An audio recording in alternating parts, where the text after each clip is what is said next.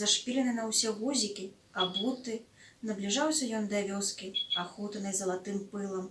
Заходзіла сонца, вяртаўся з поля статак. Боязь і радасць, трывога і лепшая надзея, напэўненасць і юнацкая задзірыстая рашучасць перамяшаліся ў дзіўнае і вельмі салодкае пачуццё. Нялёгка было яму спытаць у жанчыны, якая вельмі цікаўна аглядала яго, дзе кватаруе фельчарыца Траянова.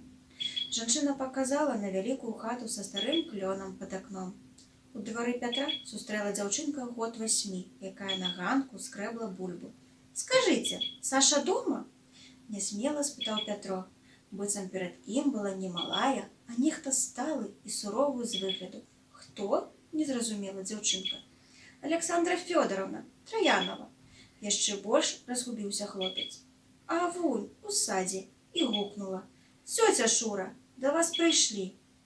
Пятро у подбыв кінуўся ў сад, нібы спалохаўся, што Саша можа некуды знікнуць. Саша у знаёмай сукенцы ляжала пад яблыняй і чытала. Яна не ўзняла галавы, быццам нічога не чула. Пазней яна прызналася, што ўбачыла Пятра яшчэ за вёскай, на дарозе, і таксама спалохалася. Нават спачатку падумала схавацца, а дачку гаспадыні папрасіць, каб тая сказала, што яе няма дома.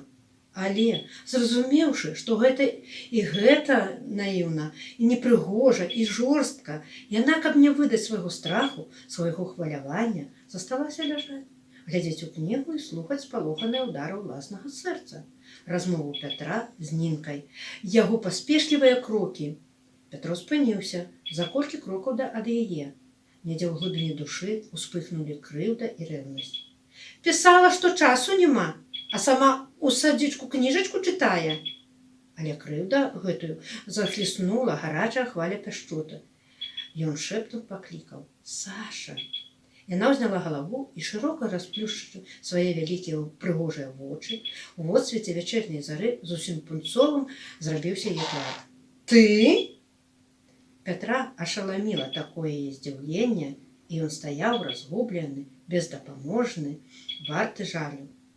Саша разумела, што ён адчувае, і хутка ўзнялася, села на коўдру, на якой ляжала, паправіла сукенку і працянула руку.